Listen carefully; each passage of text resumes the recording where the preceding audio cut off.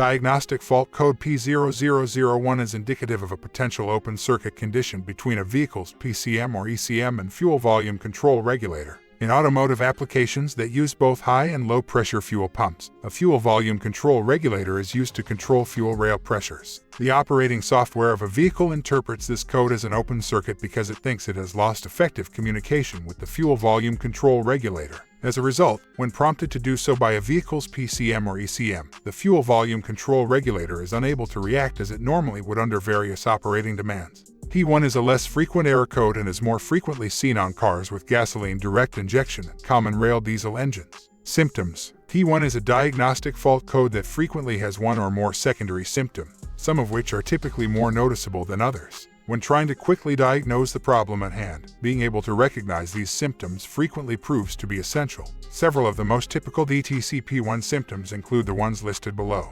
reduced power, pronounced exhaust smoke, hesitation under load, illuminated check engine light, stalling. Causes: diagnostic fault code P1 can be brought on by a number of underlying problems, each of which has a different severity. Those who are aware of these potential causes can frequently solve these problems quickly, getting their vehicle back in operation as soon as possible. The most typical causes of DTC P1 include the following: faulty wiring of the fuel volume regulator, failed fuel volume regulator, damaged connector of the fuel volume regulator, malfunctioning fuel rail pressure sensor, weak high-pressure fuel pump, faulty PCM, irregular fuel return pressures.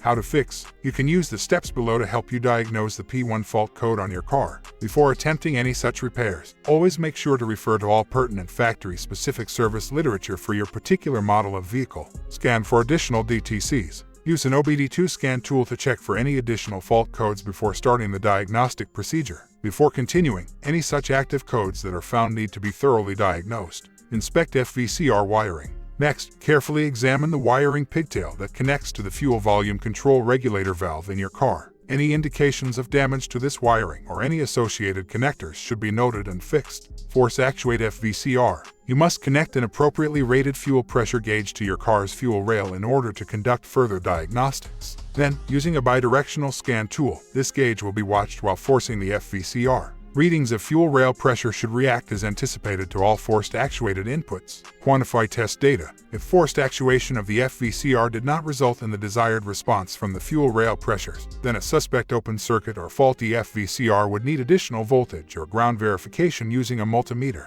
All mechanical pressure readings should be compared to those digitally captured by the rail pressure sensor if proper pressure fluctuations were observed. Large differences between these numbers would point to a damaged PCM, hole in the vehicle's fuel rail pressure sensor circuit, or a malfunctioning fuel rail pressure sensor. Hope the information was useful for you. If so, please press the like button and subscribe to the channel.